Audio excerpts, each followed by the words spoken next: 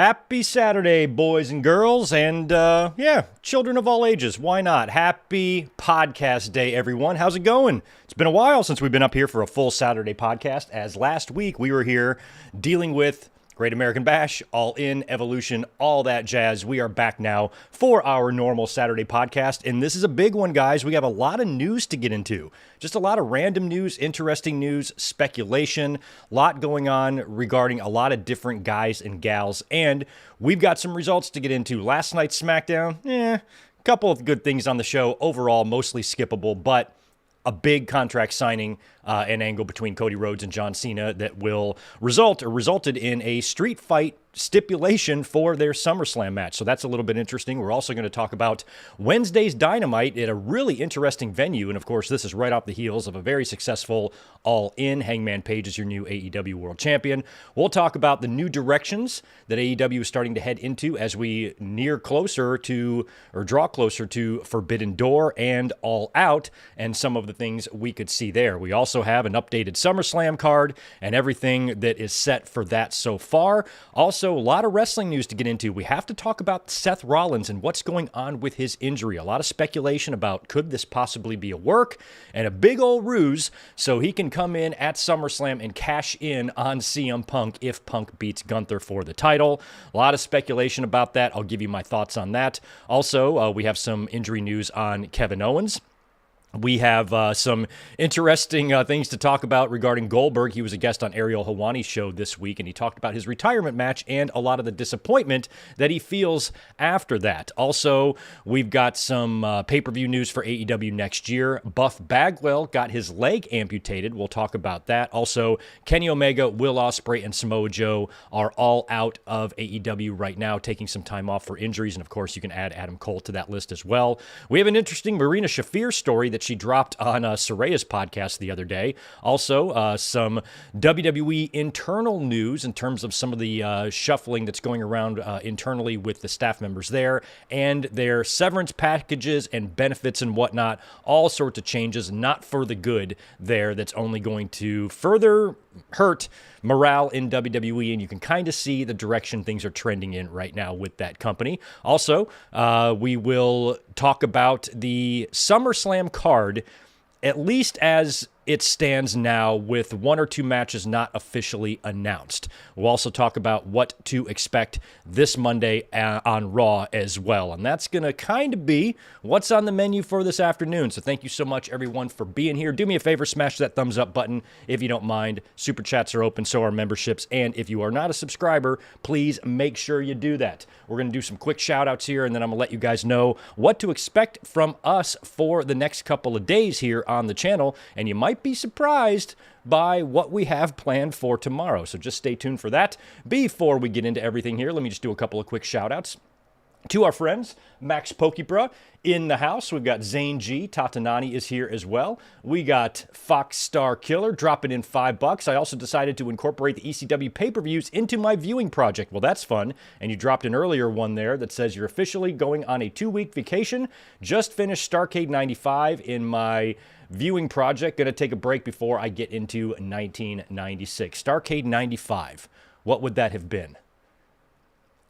What was that? What was Starrcade 95? What was the main event there? Well, not Hogan and Brutus. Starrcade 95. What the fuck was Starrcade 95? Why can't I think of it? It's driving me crazy now. Not Vader. Vader was gone. Was it Savage? Was Savage champ? Savage might have been champ. Might have been like Savage and I don't remember.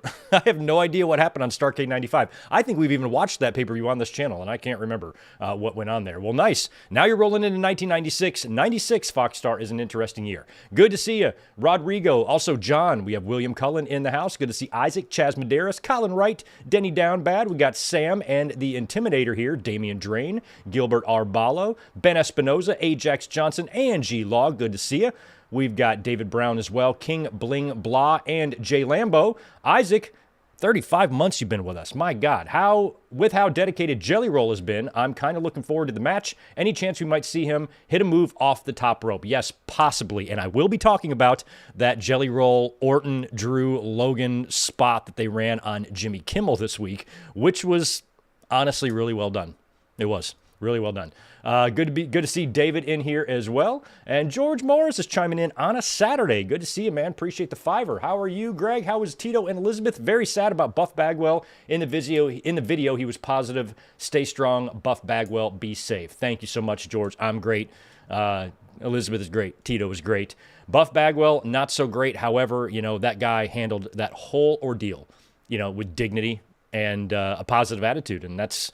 To me, that's pretty impressive. We'll be getting into what happened to Buff Bagwell here in just a little bit. Also, good to see WWE fan in here. Also, the new one in the house, Nick Musser, and anybody else chiming in, saying hello, welcome. Thank you so much for being here on this lovely summertime Saturday. It's a crazy busy weekend for me at work. I got my absolute ass handed to me last night, got home very late, spent from midnight to about 4 a.m. prepping this podcast. Then I got 7 hours of sleep, and now I'm ready to rock, and then I go back to work again tonight before I've got a nice 3-day break. So I'm a busy man, but we still have plenty of time to get into everything we need to get into today.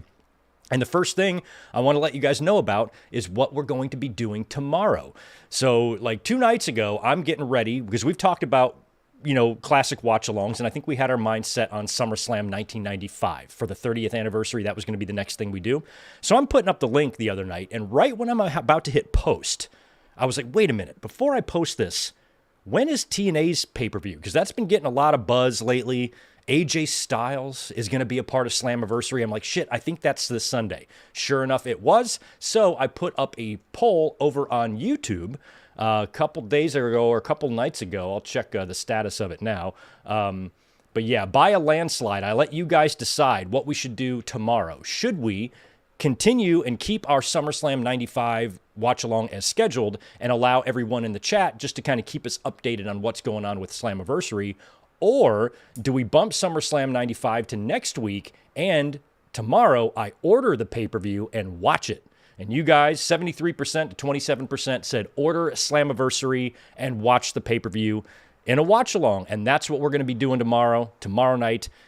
I'm sorry, I almost said AEW. TNA Slammiversary watch-along. This is the first ever TNA pay-per-view that I have ever purchased in my life. It took me until 2025 to buy a TNA pay-per-view, and this one, on paper looks pretty fun. They're going to have like 6,000 people or so in attendance for this thing, and we're going to get an appearance, probably not a match, but an appearance by AJ Styles, along with the rest of the card. So we're going to do something different tomorrow and watch Slammiversary. I'm really looking forward to that.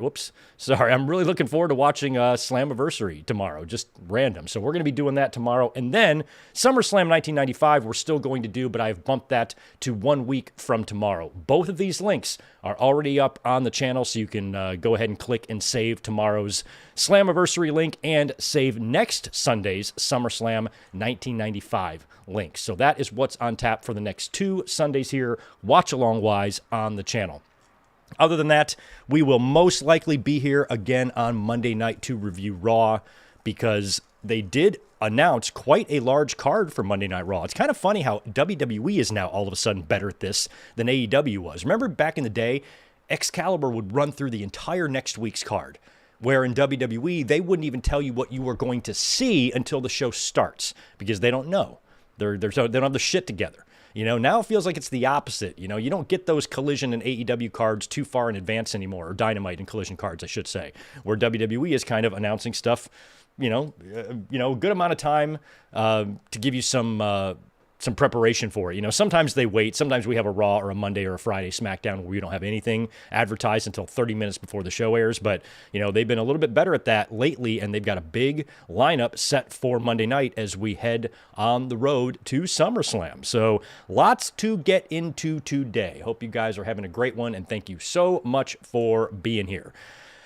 Let's see, where do we start? I guess we'll start with the most recent news. This was dropped by Sean Ross Sapp and Fightful Select today. They have learned that Kevin Owens underwent successful neck surgery yesterday. Owens went under the knife. Apparently it was a success, and now he is on the road to recovery. So neck surgery, don't really know the specifics, what exactly they were fixing, but anytime you're cutting someone's neck open, they ain't back in 3 months, so we're going to have a long time before we see Kevin Owens again. But now that the surgery is done, that means rehab can begin. And hopefully in the next few months, we will start getting an idea of a timetable on Kevin Owens' return. All we can do in the meantime is just wish him the best. He's one of the best people this business has ever produced. So we want nothing but the best for him and his recovery and his health and his happiness. So however long it takes him to get back, hey, as long as he comes back, I'll be satisfied, and hopefully he can come back 100% because I'm not giving up hope. I refuse to believe, and I refuse to live in a universe where Kevin Owens' only WWE World Championship was that one that he won in 2016 when Balor got hurt and he coughed it up to Goldberg. He's earned and owed another one. Not just because, he deserves it, not as a participation trophy, because he would make a great world champion. And he's had opportunity after opportunity and fallen short every time. And I thought for sure by now he would have held that second world championship. So if he's able to make a full recovery from his neck surgery and he comes back, in a year, 9 months, whatever it is, and, he's essentially 100%, I will accept nothing less than a world championship run for him. All the best, Kevin Owens. Hope your recovery goes well. Speaking of injuries, what is going on with Seth Rollins? A lot of stuff to talk about here. Now, we've already talked about the Rollins injury last week on Saturday night's main event, how it looked, how I felt about it. And I said, it went through like 3 different stages of it looking real and looking like a work to me. And the initial springboard off the top, he kind of winced with his knee. And I'm like, that looked real. And then he came off with a springboard and he landed and he sold it just like you would sell a wrestling move. And I'm like, okay, that looked like a work. But then he laid down in the corner. The doctors talked to him. He got up, ate a BFT from LA Knight. They lost time there. They went home early. LA Knight looked disappointed. It was clunky. That is not what they do when something is a work at all. So that all looked legitimate. And then Seth Rollins on, I believe, Wednesday, he was a guest, or the guest host, I should say, for the Rich Eisen show. And Rollins was on there. And he addressed the knee injury, and, it should be noted that he was in great spirits. He didn't seem to be in any pain. If you got your leg messed up and you're going to be in a lot of pain, I feel like you might have to cancel that appearance to go, deal with the medical repercussions from that or whatnot. But he tried to address it. He said that they were in Birmingham where their specialists were, and they tried to get some imaging, but there's too much swelling. It's inconclusive, so he's going to wait a week or two, get some more tests done in LA, and then go from there. But he feels like, according to him on the Rich Eisen show, he feels like he's going to be missing some significant time. He was in a walking boot. He's got crutches. He was in a walking boot and crutches at Evolution and backstage. So if this is a work, they are working at least some of the locker room for this, if it were to be a work. Now, Dave Meltzer and Brian Alvarez, they have kind of been speculating all week that they believe this is a work. And this is what Fightful Select had to say about this. I think they posted an update on their end yesterday. So here's just what they said about it. After the injury, things got a little bit foggier. Producers, talent, and a number of staff are being told that Rollins' injury is legitimate, but there isn't a real solid detail on how long he could be out. Most everyone agrees that Rollins has some sort of an injury, but there isn't a lot known on when he actually sustained it or if it was worked on Saturday night's main event, because there was some rumblings that I think Alvarez or Meltzer or one of them had heard that Rollins was injured ahead of Saturday night's main event. And they had heard that they might run an injury angle or something like that. That was their claim. Fightful goes on to say that there was internal skepticism on the severity of the injury, with a number of producers and backstage staff not being clued in on the work. They noted that they are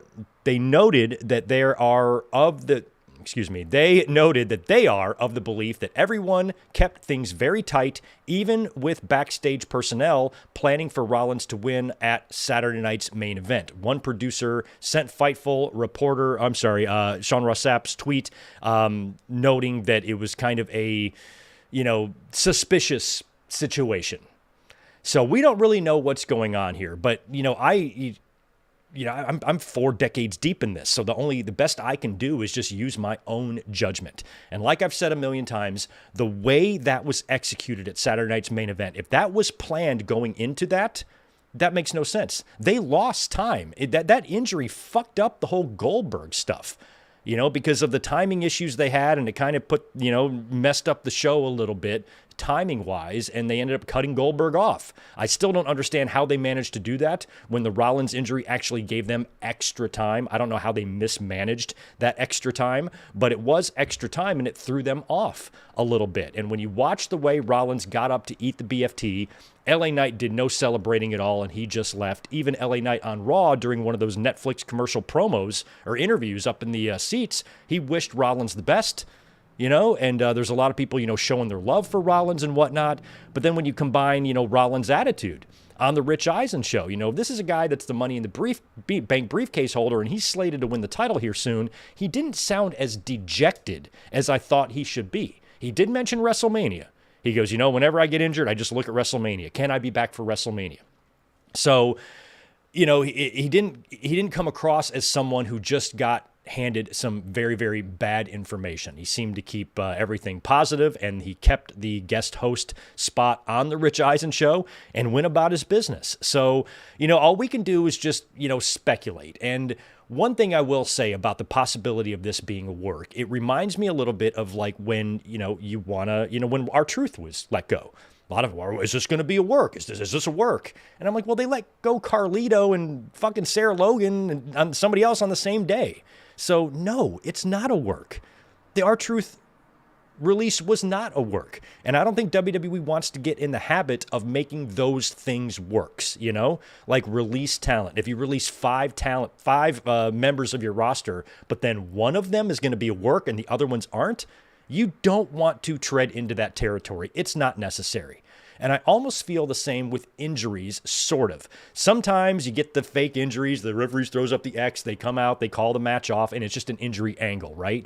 But with Rollins, he's already banged up. We've heard about how bad his back is. This is not a guy that's got another 15 years in the ring. And he's already had a history of knee problems. He famously, 10 years ago, while he was champion, got injured and missed all that time. And he had to have reconstructive knee surgery. So to make an angle out of something that's already a very real problem for Seth, I guess that would make the work more realistic, given the fact that we've known Rollins to have bad knees, and it wouldn't be that shocking if he did get injured in there.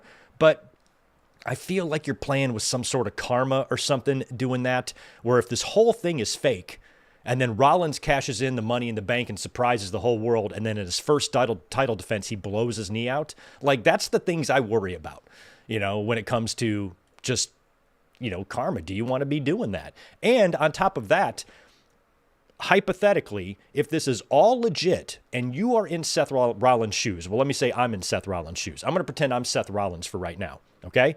My knee is legitimately injured. I did, in fact, legitimately injure it in my match with LA Knight. My knee is fucked. I'm probably going to miss some time, and it is not a work. But the entire internet is speculating that it is a work. I'm going to go online and say it ain't a work, just like R-Truth did. Because if I'm hurt and I know I'm going to miss time, and I've got a whole bunch of fans that think this is a work and I'm going to show up at SummerSlam and cash in, I don't want to get their hopes up. I don't want to disappoint them. No, you guys got this great idea for me. No, this is 100% real. Here's my doctor's records or whatever. That's just what I would do. So I would find it surprising that if Rollins was legitimately injured right now, that Triple H would say, don't say it's a work. Let's let the fans think it's a work. Why? He's not coming back. The only reason this would be a work is for him to cash in at SummerSlam.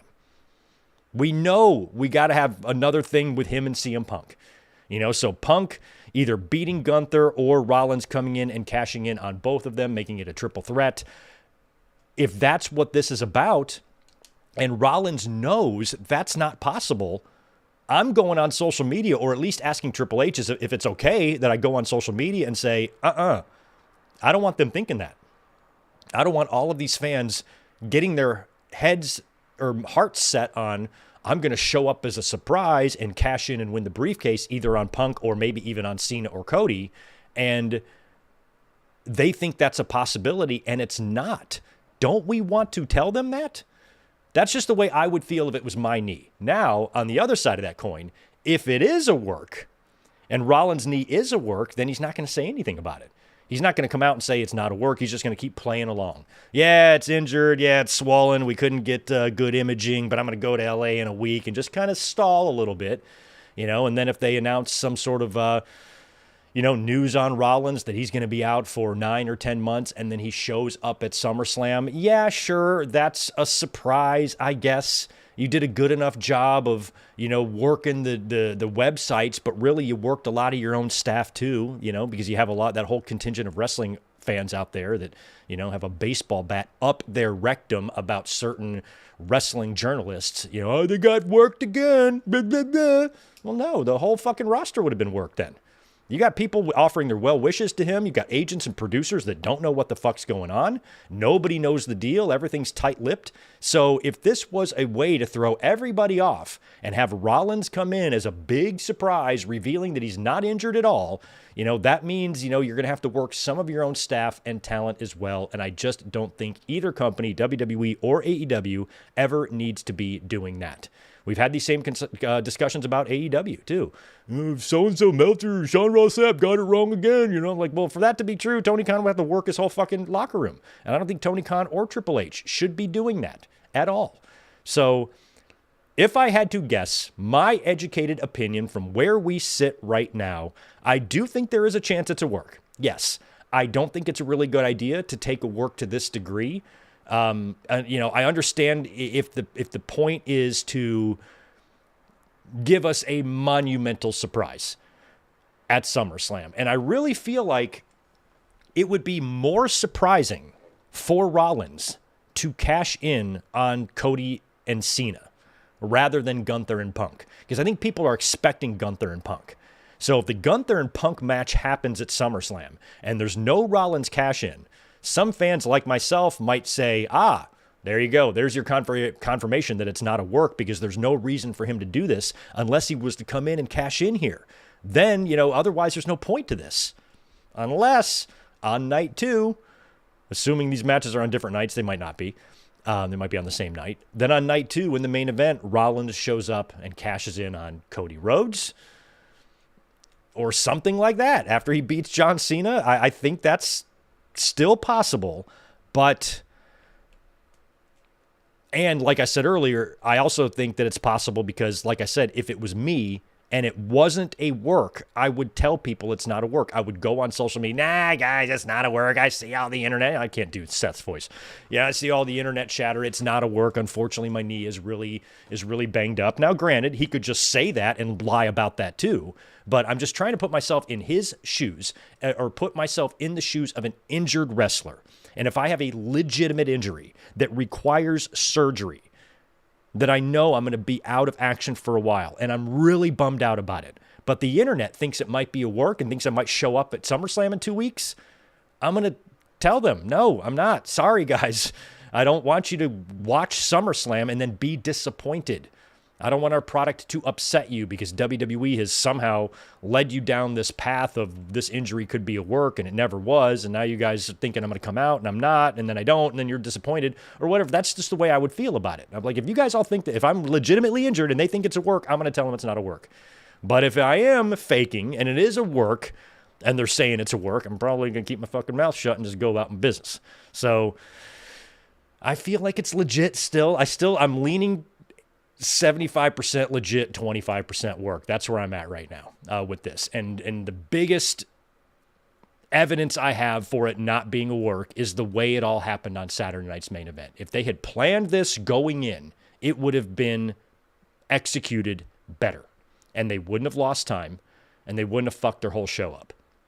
They just would have done an injury. They would have done it a different way. They would have timed out their matches differently, whatever it was. Or they would have had the injury happen later in the match just to give the match the amount of time they had originally set for it. Anything like that. Just, one of the sells, that backflip to me looked like a wrestling sell when he landed on his knee because nothing buckled, nothing twisted. He stuck that landing perfectly. Not that something still can't snap or tear in there, but it did not look like he injured himself there. It just looked like he sold something and pretended. So I don't know what to make of the whole thing. But at this point, I still think that it's probably legit, with a slight possibility that maybe he shows up at SummerSlam and cashes in. Now, on Monday, Paul Heyman said what I have been saying the entire time, because as soon as Rollins' injury became apparent, everybody and their mother was talking about what to do with the briefcase. And everybody except for me, and I'm talking about everybody except for me, was just assuming that they're going to have to pass that briefcase to someone else. And I was like, he just won it. He's got 11 months, 10 and a half months, something like that, whatever it is. He's got 10 plus months to cash that in.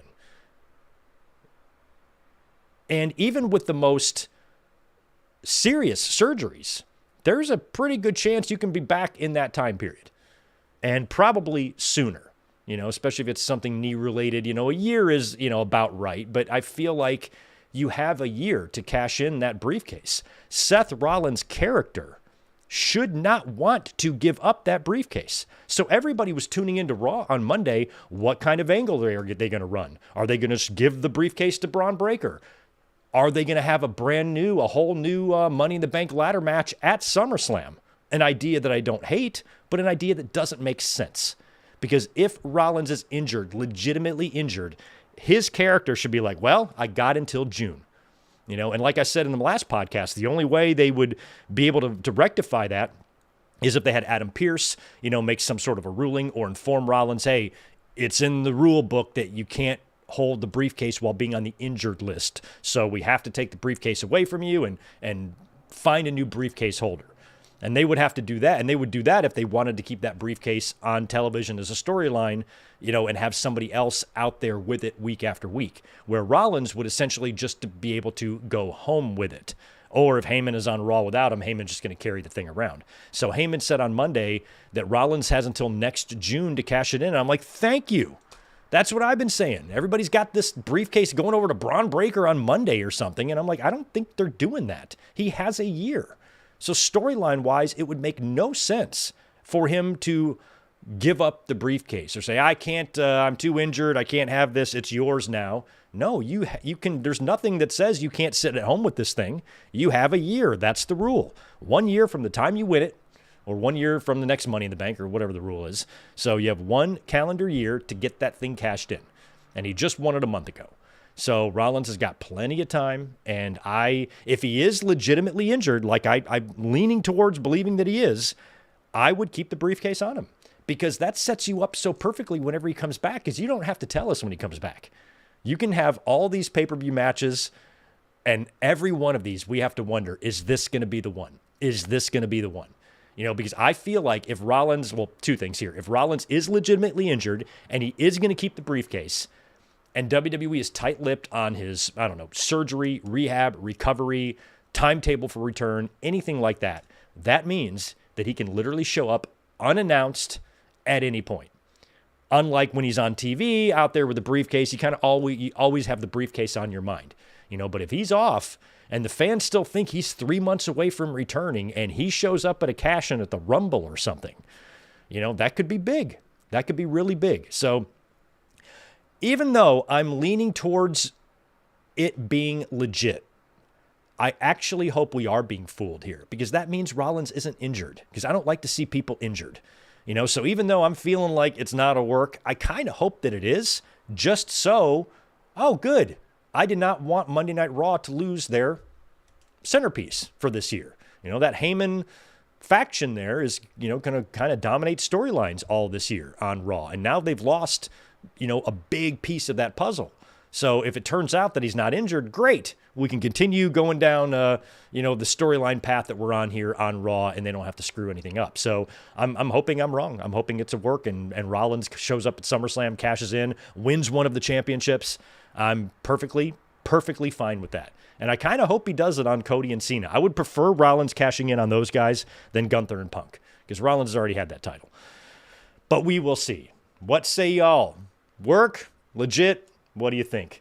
I believe that either way, Windows wants to update. We are not doing that right now. I forgot what I was going to say. Either way, something. Anyway, I know either way we wish Seth Rollins the best in his injury recovery, if there is one, and we'll see how it all goes. Weird. All right, let's move on to our friend Bill Goldberg. So Goldberg this week was a guest on the Ariel Helwani show, and this was a very weird interview. Did you guys catch this thing? I watched about 10 minutes of it, and the reason I pulled it up is because I had read that, he was whining about his final match and the disappointment surrounding that. And so I pulled up the interview to watch a little bit of it, and it was just weird. Like, when you're doing, Skype interviews and whatnot, you could have cameras and weird spots and, it's hard just to look directly at the person, but there was like no eye contact going on.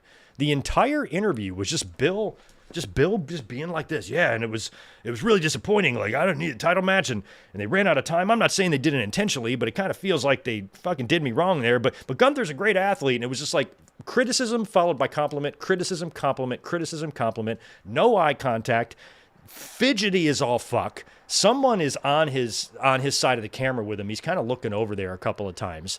And he talked about a lot of different things, too. He talked about like a hand injury he had and a lot of random stuff. It was about a 40-minute interview, but when he talked about his retirement match, he had a lot of disappointing things to say about it.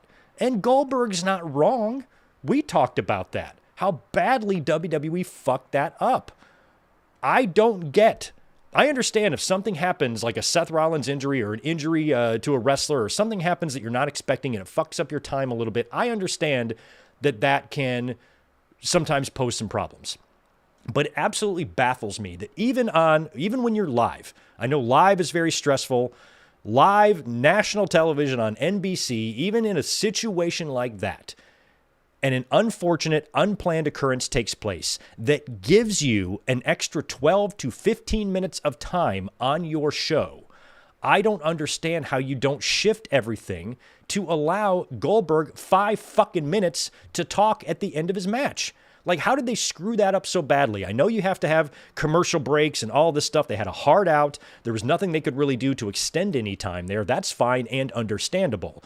But the fact that they got extra time, why didn't they just use that time? Like, why did the match have to be so long? The match was way longer than it needed to be. I was worried that Goldberg would even survive the fucking thing, and he did. He was able to walk out there, got in the ring, stumbled around a little bit, but, basically stumbled his way through his final match, and it was fine. And it went way longer than we expected. We even no-sold that chop and laughed it off and stuff, so the match shouldn't have been that long, but it was, and then you had to add those commercial breaks, and then it's like 7 minutes or 3 minutes till the top of the hour, and they're going to commercial again, and they come back and Goldberg talks for 20 seconds and they cut him off. So they posted the entire speech on YouTube, of course, but how could they have not at least given him a little bit of time there? So Goldberg, any sort of complaints he has about the retirement match, he's right. He has a point. My issue is I don't give a shit if he's disappointed. I do not care at all. Goldberg in the ring after WrestleMania 33 was a chore to deal with. I didn't need him. I didn't want him. Goldberg coming back in 2016, I felt helped restore or rebuild some feelings I had about Goldberg, because I never liked him. Even during his winning streak days, I appreciated the star that he was, that WCW built, but he was just never my guy. Never good in the ring. Reminded me a lot of Warrior and guys like that who just couldn't work a fucking lick. But his presentation and his everything was so amazing. It was hard to ignore how awesome he was, but he was never my favorite. Then his run in WWE in 03 and 04 was a fucking disaster. He came off like a prick. And every interview since then, he's just a dick, and he comes off as entitled and just a douche. But then he came back in 2016. I loved when he squashed Brock, and the little story they told there, even him beating Kevin Owens for the title didn't piss me off, because I knew he was going to pass it to Brock at WrestleMania. Has the match at WrestleMania, night after Raw, send off with the crowd and his family, boom, little cherry on top. I can now consider Goldberg a legend in my heart. I don't have any more ill feelings towards him. He came back, short stint, didn't overstay his welcome, won the title, yeah, but only kept it for a little while and then gave his win back to Brock. I couldn't have asked for a better run from Bill Goldberg. It was kind of like Hogan's 0-2 run. You know, that was all great. It wasn't until he came back that it all fucking sucked. So, you know, when he came back after that, because Goldberg, you know, that WrestleMania 33 match was before the Saudi Arabia deal went down. So once that happened, you know, then he was able to come back and collect some more paydays. And at that point, I didn't really care if he had a proper retirement or not. And then all these years later, 2025, 8 years after we should have seen him for the last time, they're starting to talk about another match. This one finally a retirement match. I'm like, fine, let's just do it. Let's just get it the fuck over with. So yeah, Goldberg or WWE did him dirty 100% at Saturday night's main event. I do not accept any excuses from WWE. Oh, they had a hard out or this or that. I don't give a fuck. You had extra time. You idiots had extra time. 12 to 15 minutes at least of extra time after that Rollins injury. And how you couldn't have let this guy talk for 3 to 5 fucking minutes to close the show without screwing it up is beyond me. I have no idea. Obviously, I don't produce live TV, but it seems like a really, really major fumble on their end. But I don't care. I don't like Goldberg. So I don't care that this happened to him, but I agree that WWE fucked it up, if that makes any sense. So Goldberg is right to be disappointed, and I don't blame him for being disappointed for how it went, but I also feel like we shouldn't have had this match in 2025 anyway. So I don't really give a shit if it's a success or not. So yeah, WWE fucked it up. Goldberg is sad. Greg doesn't give a gluten-free fuck.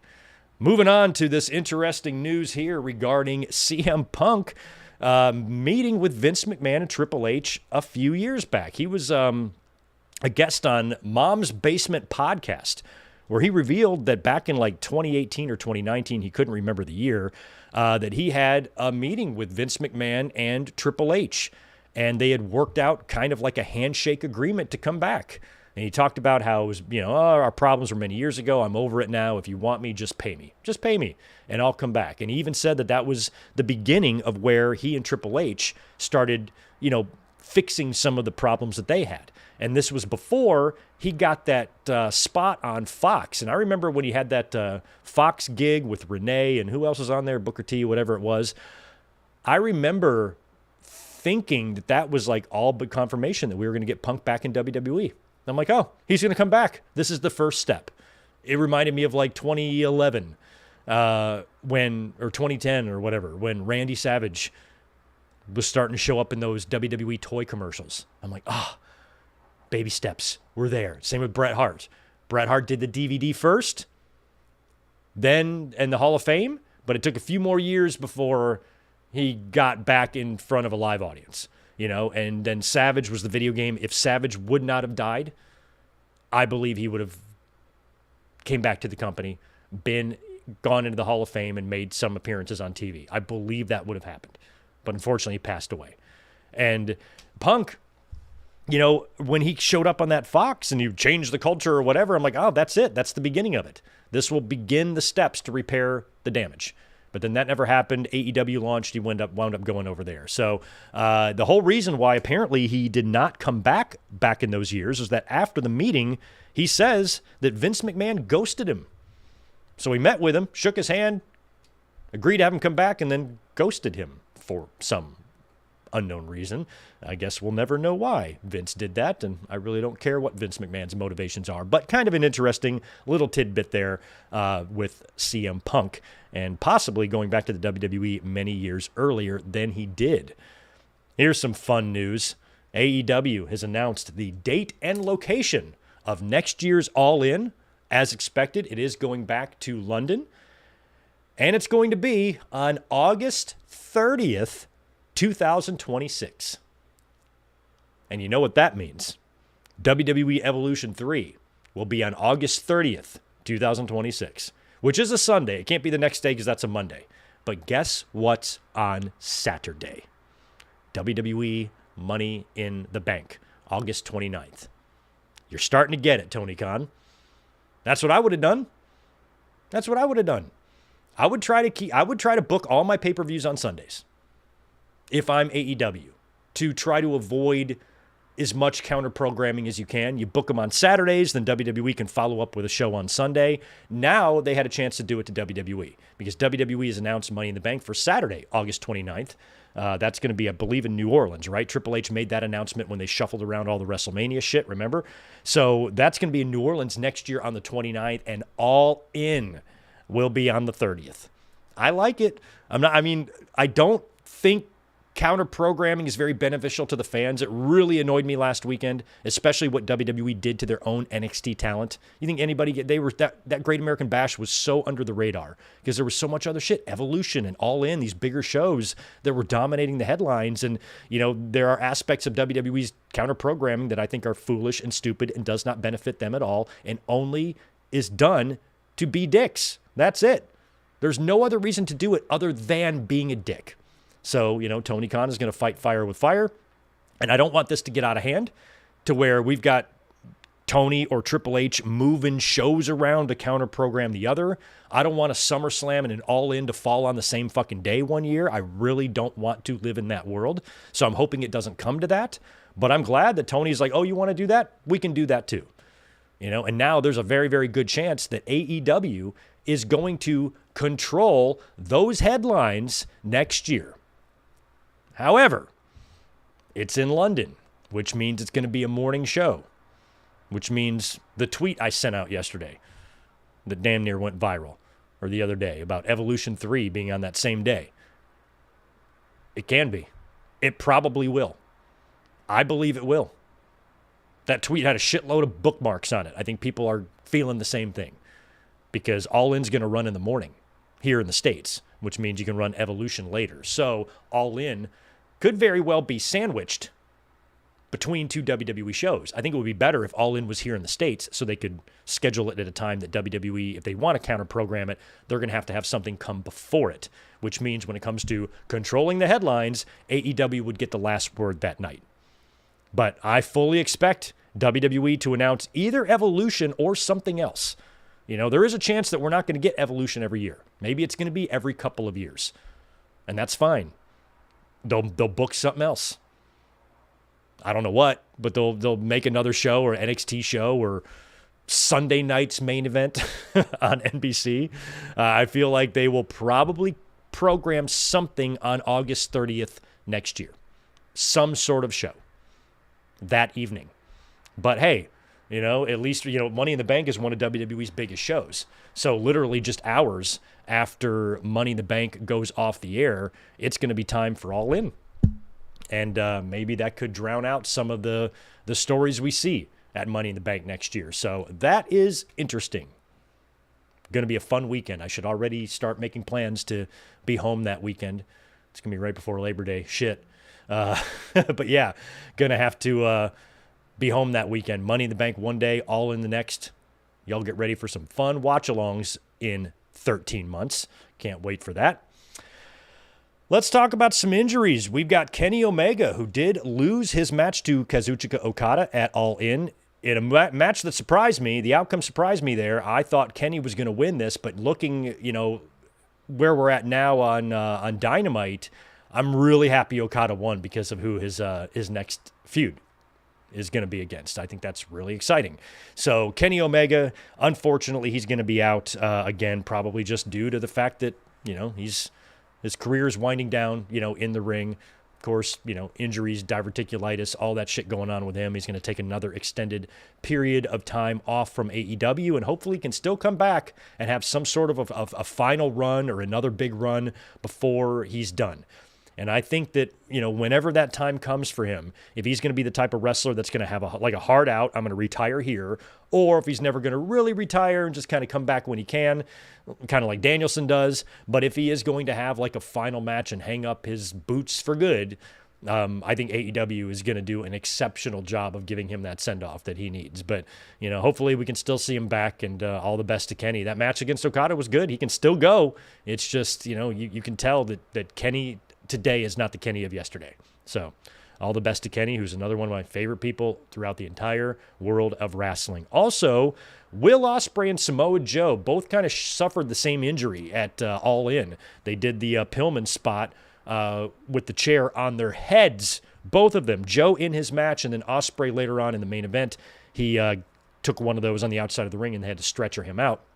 Both of which were basically injury angles. Ospreay has an injury. I guess it's undisclosed.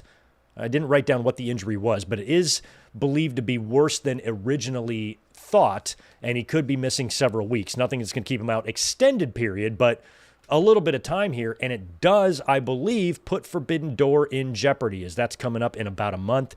So I would hate for Ospreay to miss Forbidden Door, but it sounds like he might, at least where we sit right now. And of course, Samoa Joe is also out because he took, or basically had the same injury angle at All In that Will Ospreay had. He's going to be out for some time as well. And then, of course, the really sad news that we learned last week, Adam Cole dealing with concussion issues, and he's also going to be out indefinitely, and we don't even know if we will ever see him again.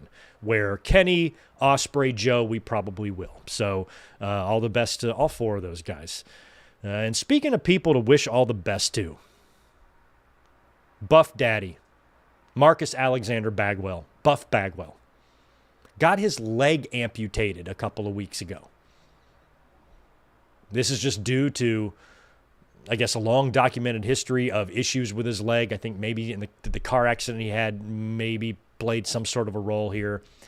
And he was documenting it on his YouTube channel, but so was Maven. You know, Maven has got a really interesting channel. Maven has taken to content creating like Kurt Angle has taken to wrestling, or took to wrestling. Like, unbelievable how good his stuff is. And he's such a likable dude, too.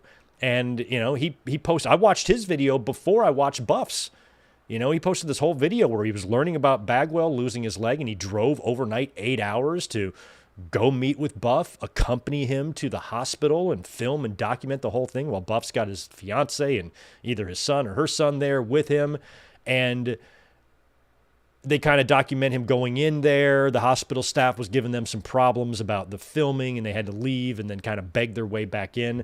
But Maven was able to sweet talk his way into documenting as much of this as possible, including Buff going all the way into the hospital room, and then Maven leaves him as they prep him for surgery that was only supposed to take about an hour and a half, but went close to 6 or 7 hours because there were a few complications. But they did succeed in removing the leg, and Maven went right back to the hospital when it was over and visited Buff right there in the hospital bed, and Buff is there with what is now his stump.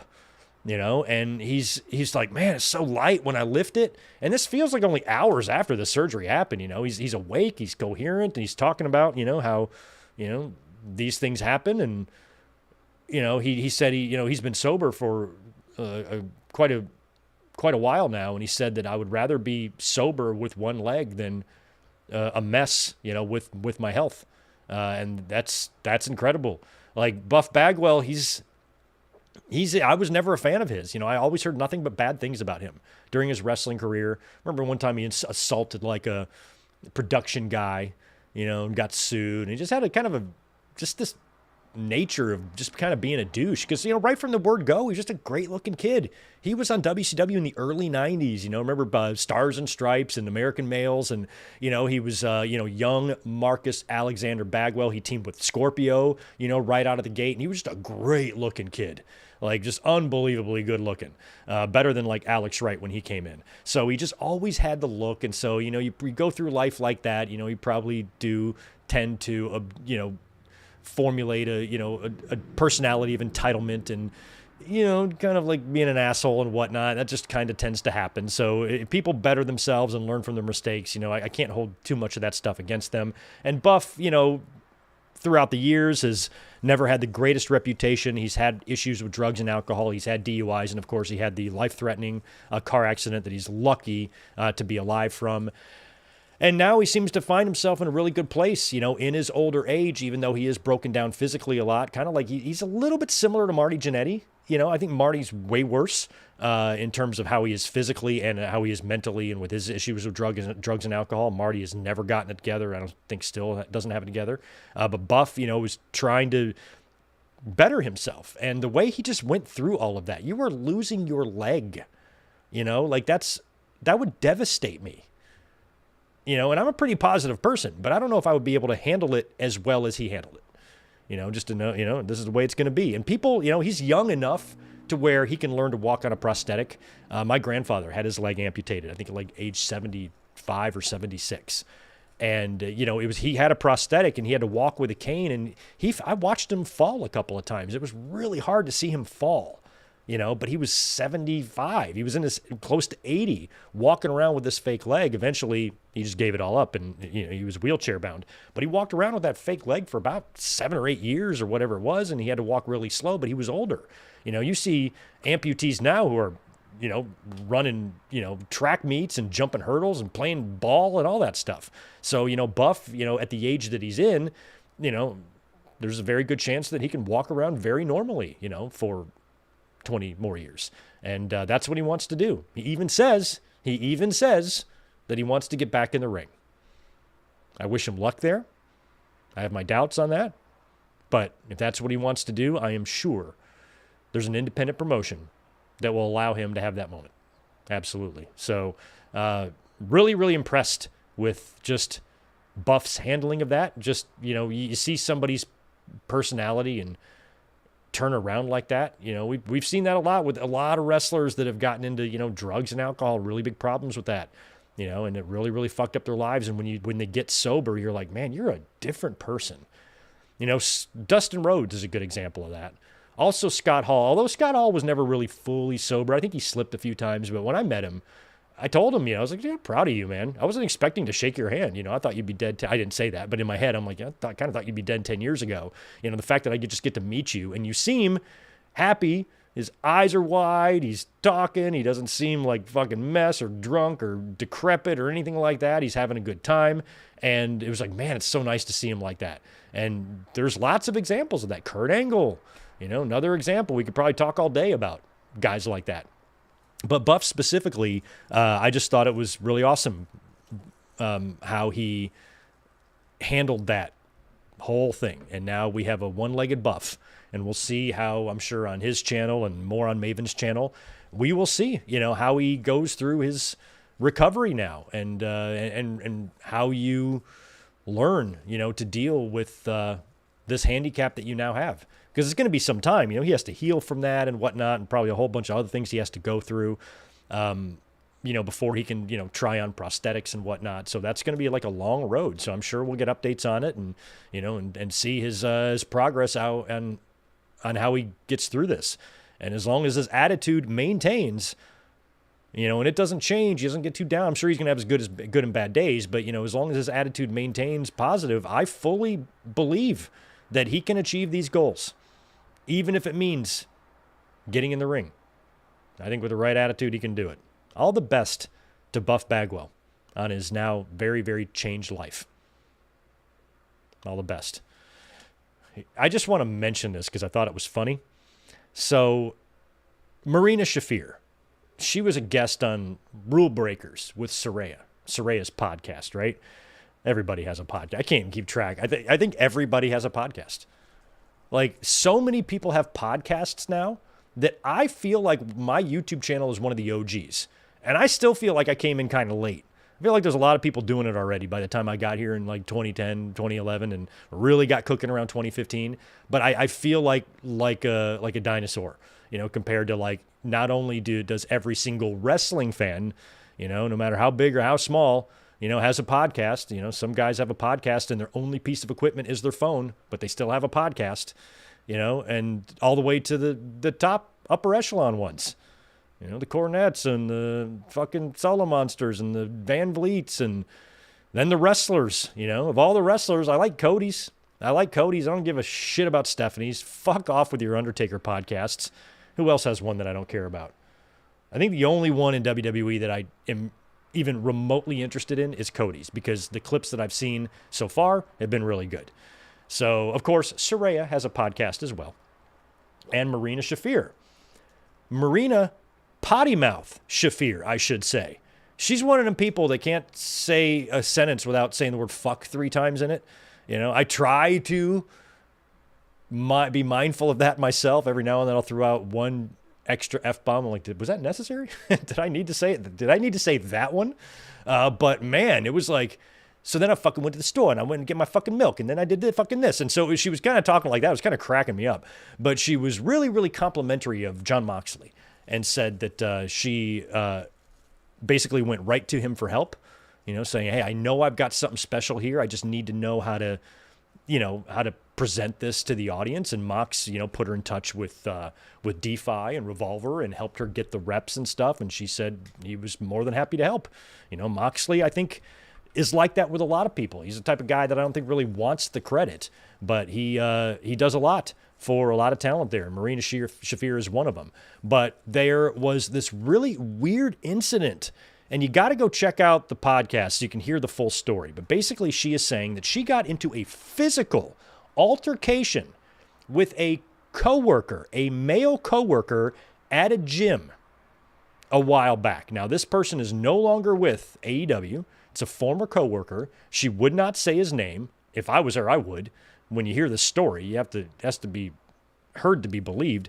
And she said she's like at the gym, she's on the treadmill, and this person is mimicking her workouts, and then she kind of leaves to go to another area of the gym, and she's got her headphones in, she's listening to War Pigs, she's doing her stretches on the wall, these very specific stretches to rehab her leg, and she stops to take a sip of water, and she gets shoved from behind, so much so that the water bottle hits her in the mouth and cuts her like gums, or cuts her lip or something, and she turns around, and the person is trying to be playful and wants to like wrestle or shoot fight or something. And she's basically like, I didn't invite that.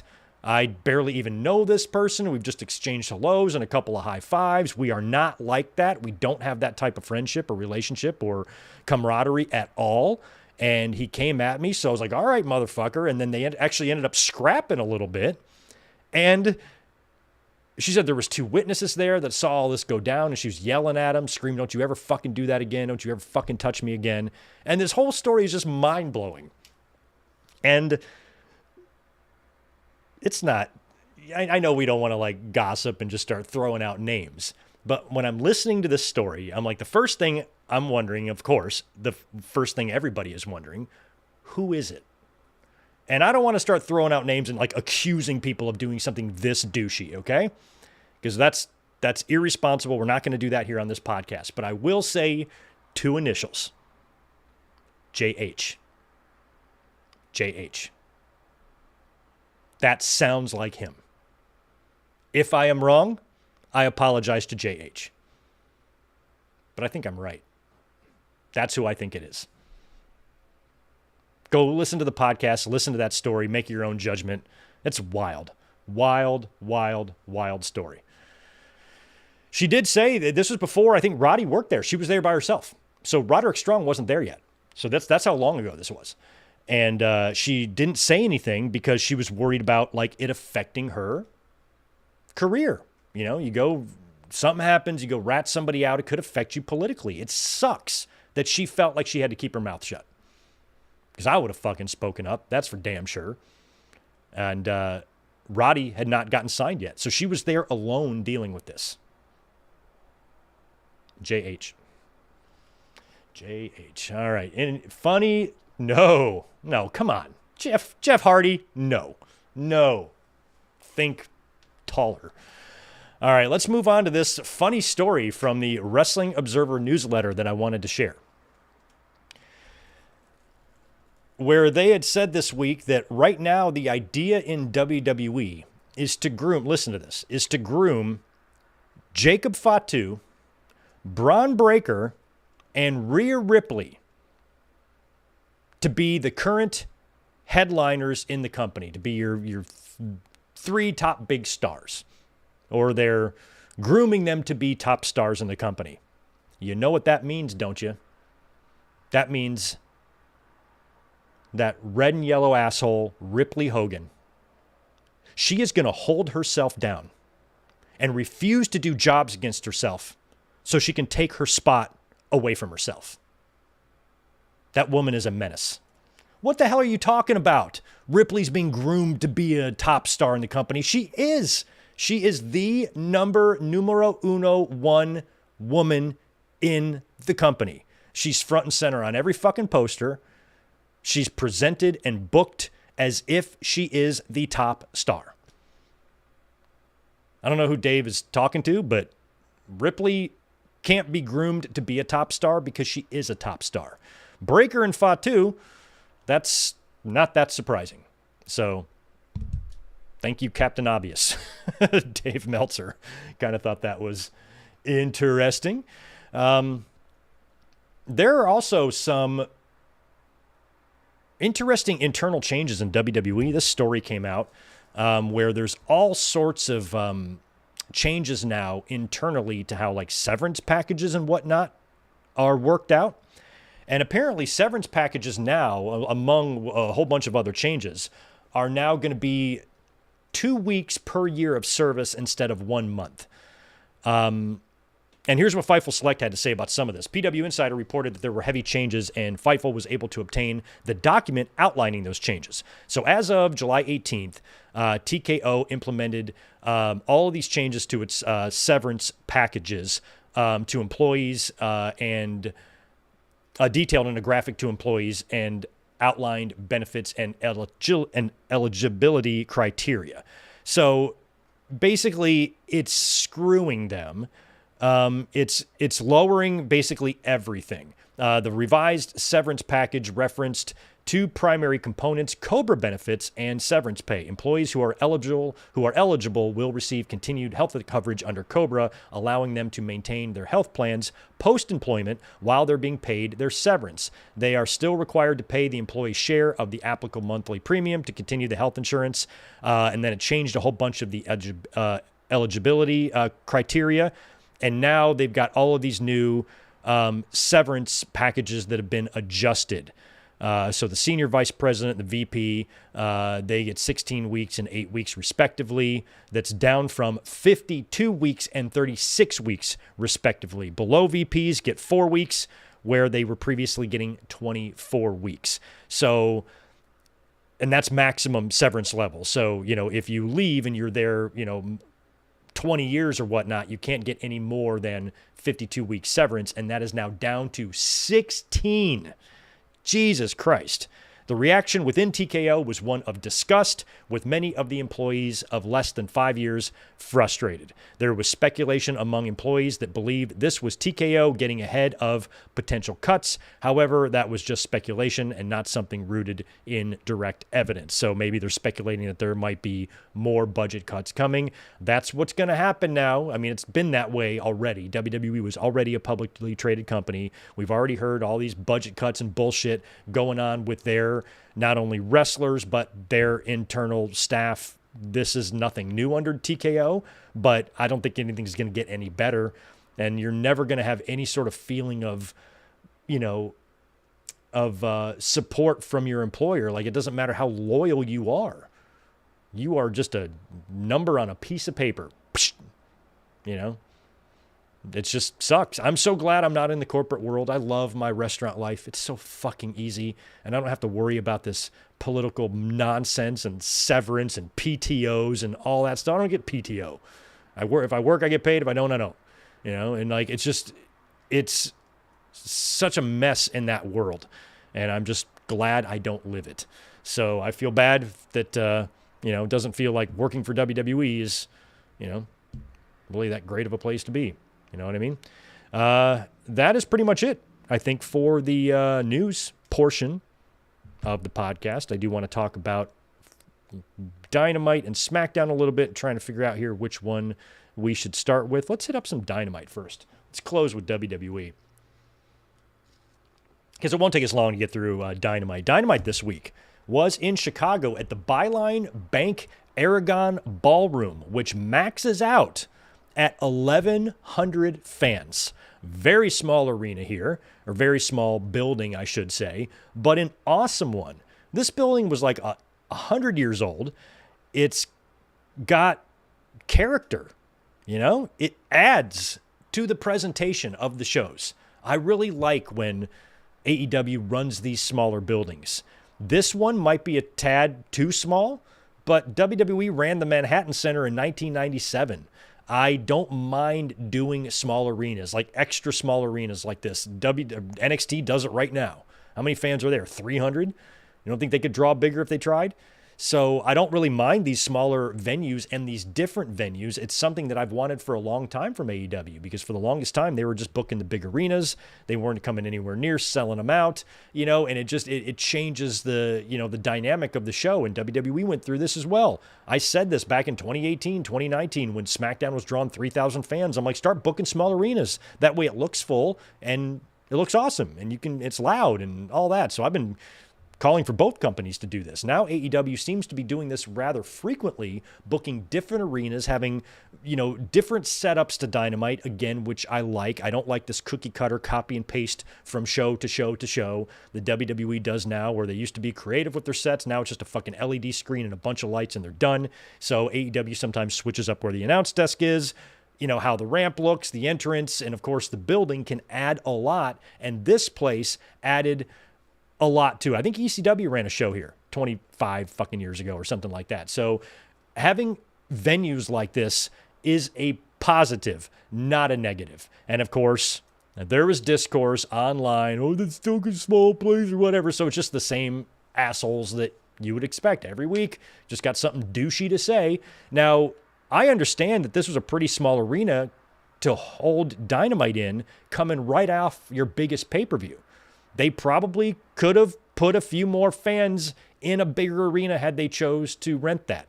Maybe if I'm Tony Khan, if I had to do it again, I would have rented a 5,000 seat arena and filled that up. Sure. But the problem is, anybody who was saying that online, or most of them anyway, especially the usual suspects, aren't speaking in good faith. They're all fucking psychos about AEW, cross-eyed, slobbering nut jobs over their very, very disturbing hate, for a company.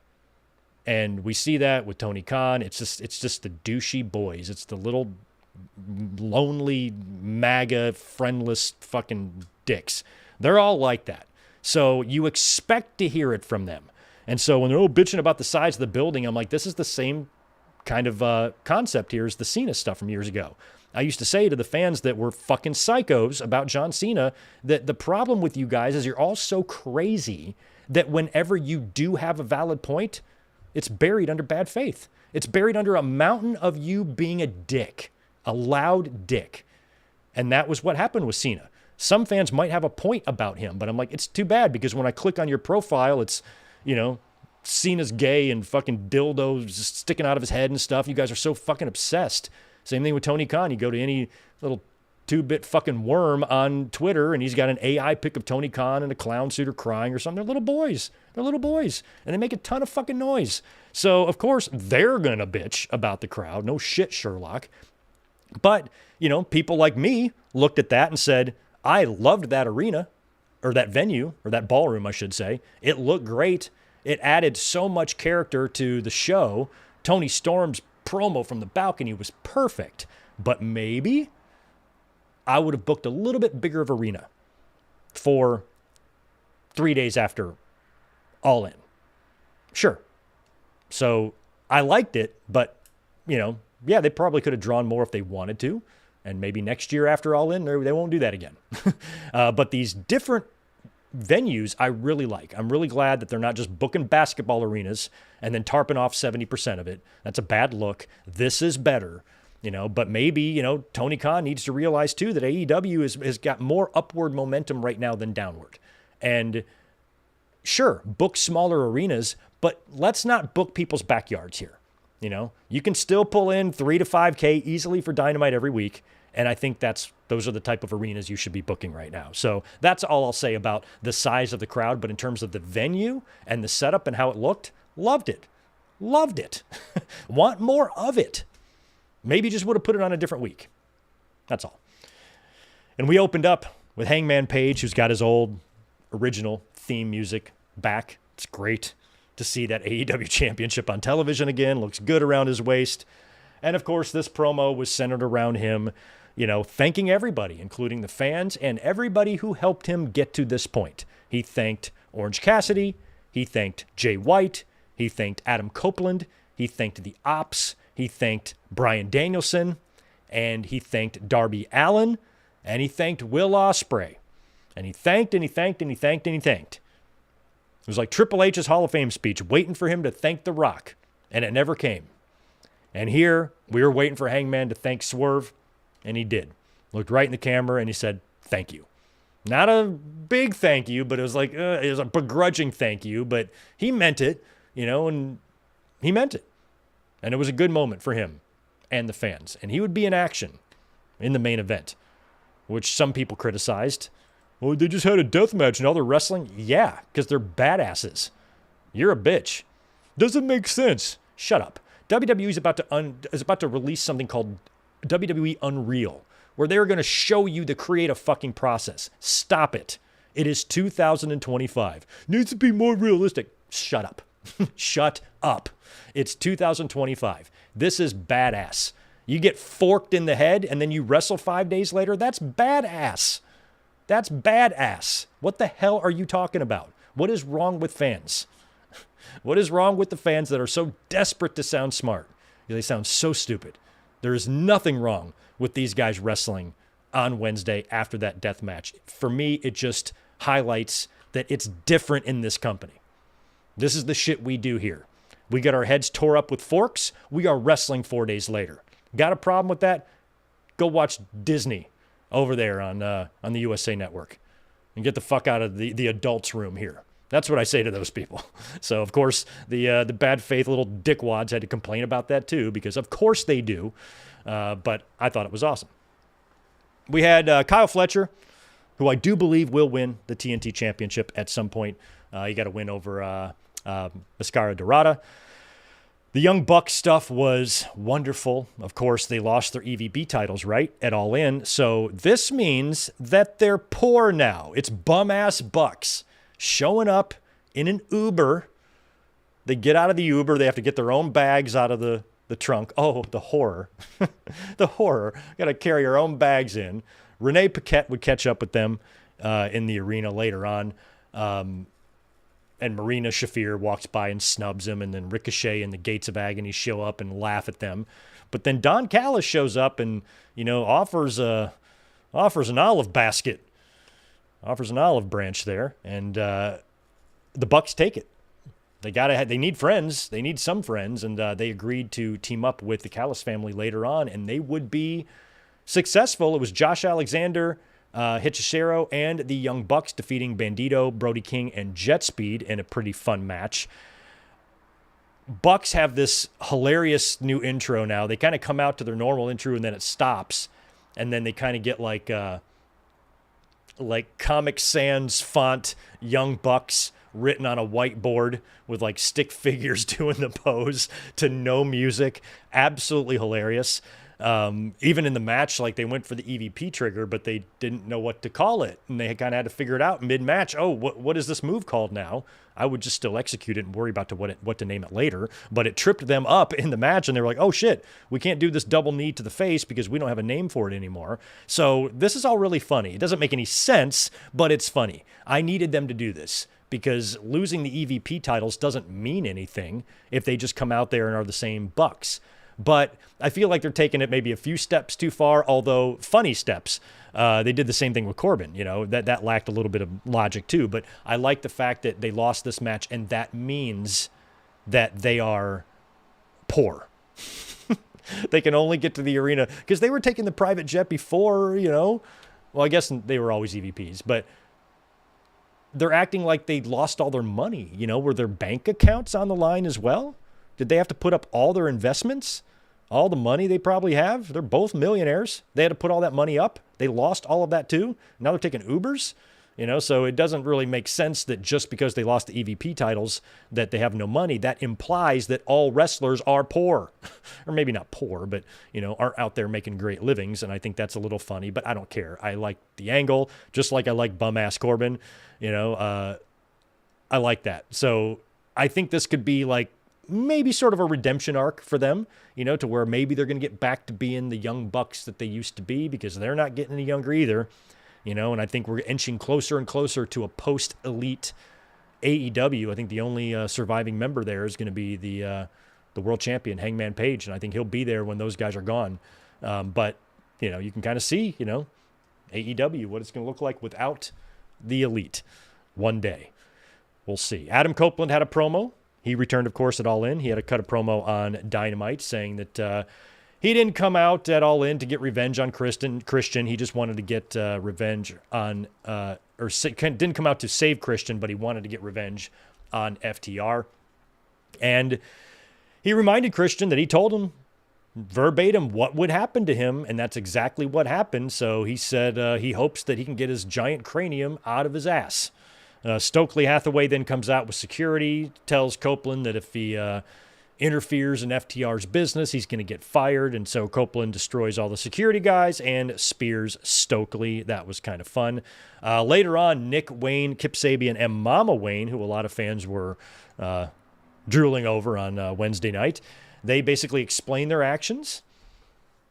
Mama made some sort of joke about Christian not being able to get up on his own, which is pretty funny.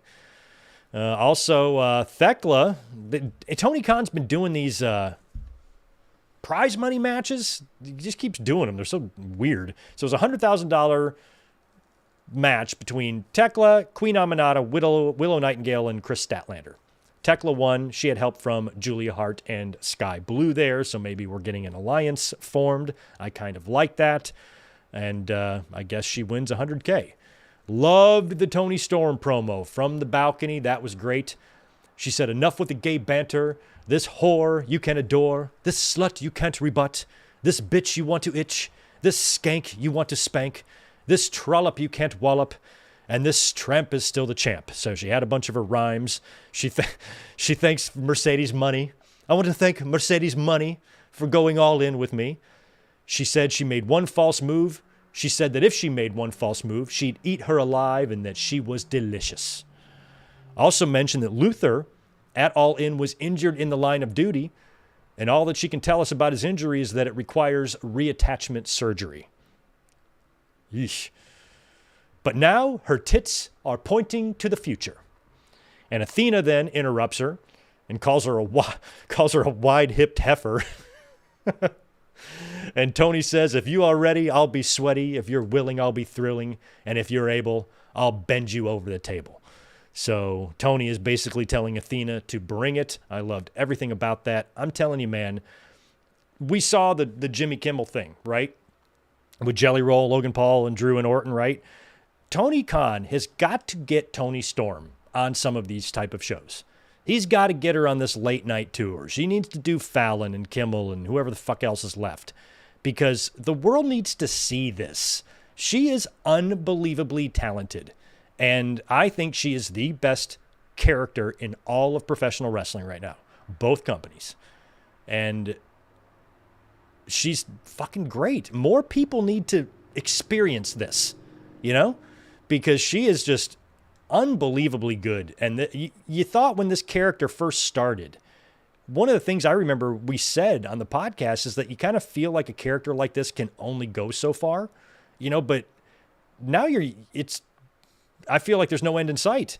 You know, I felt like there's only so much you could do with that before she kind of turned back into Tony. And I know she did briefly, only to reveal herself as timeless again. But, you know, it's great.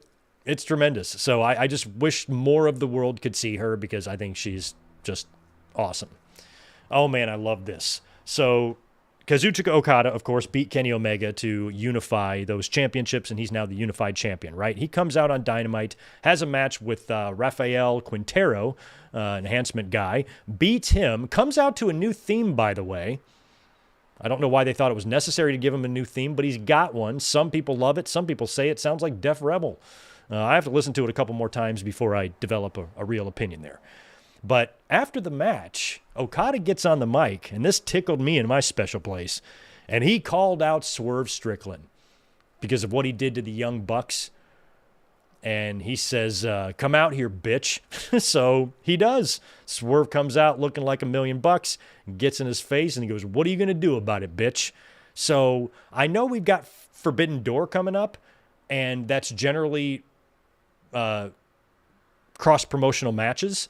So maybe Forbidden Door's a little early, but I'm loving this idea of Swerve Strickland versus Okada, and I would love to see that at All Out and Swerve Strickland to win the championship. I know Okada technically just won it, but he's been Continental Champion since 2003? So a long time has gone by. So I feel like Swerve winning that title might just give him something else to do. Swerve also, I think, could face Hangman Page imminently as well. But if Tony Khan is like, okay, obviously I'm going to have Swerve, be world champion again, but it's Hangman's run now. So unless Swerve's challenging Hangman, you got to give him something else to do, significant something else to do, and beating Okada and winning that championship, I think would be the perfect thing. So I'm hoping that, yes, Swerve, eventually wins the world championship again, but Page just won it.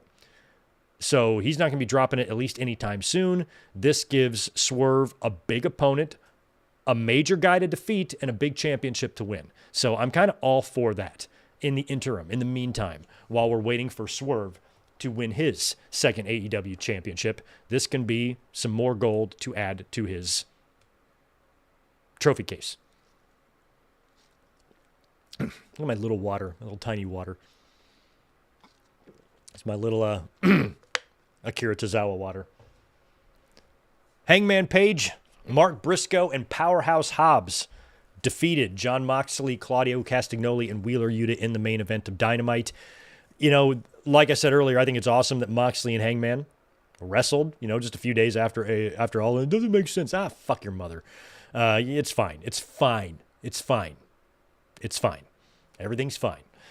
Moxley, though, he's shaken up over what happened at All In. He was timid as all hell. He didn't really want to get in there and mix it up at all. He got in there a couple times when the advantage was on his teams, but he didn't really want much to do with anybody in there. And Hangman Page wound up pinning Claudio after hitting him with after a buckshot lariat and neutralizer or counter, I should say. And he got the pin and the win for his team. And then there was a post-match attack where Moxley is like biting Hangman Page, and then the lights go out and they show Darby Allin up there in the rafters staring down, and then Moxley eats a buckshot lariat. So I feel like they're probably going for Darby and Mox first. Darby, that's what I would do. I would do Swerve Okada and Mox Darby at All Out in September is what I would do there, if you can hold off that long.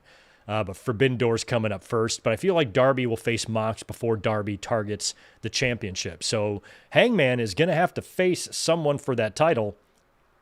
And it could be Swerve. It could also be MJF. MJF has that contract, but he might cash that in early or call his shot. But, in his promo after he won it, he kind of called it like an insurance policy, basically. And he's kind of treating the contract as, what he's going to use if he just can't get to the championship the regular way. So this guy might be trying to achieve and secure championship matches while he has that contract. And that way he can still use that. So I kind of like that story. That could be interesting. But right now, I would give Hangman a nice, healthy little run here. Doesn't have to be a year, but let's not have him drop it next month. Let's give him some time here because Hangman's the man. Here's what we have set for Collision tonight. Taya Valkyrie versus Alex Windsor. We have Ricochet versus AR Fox. Roosh versus Shibata. Gates of Agony versus The Guns versus Crew versus Big Bill and Brian Keith. And I think one of the Guns might get injured here. This is taped, I believe. I think we might have an injury there. I'm not sure. Also, Megan Bain versus Ty Mello. We've got Bandito, Jet Speed, and Mascara Dorada versus the Don Callis family. We will hear from Dustin Rhodes, and we have a Max Caster Open Challenge. So that's what will be going live on Collision. I'm assuming that airs at the regular time, which will be in about an hour from now.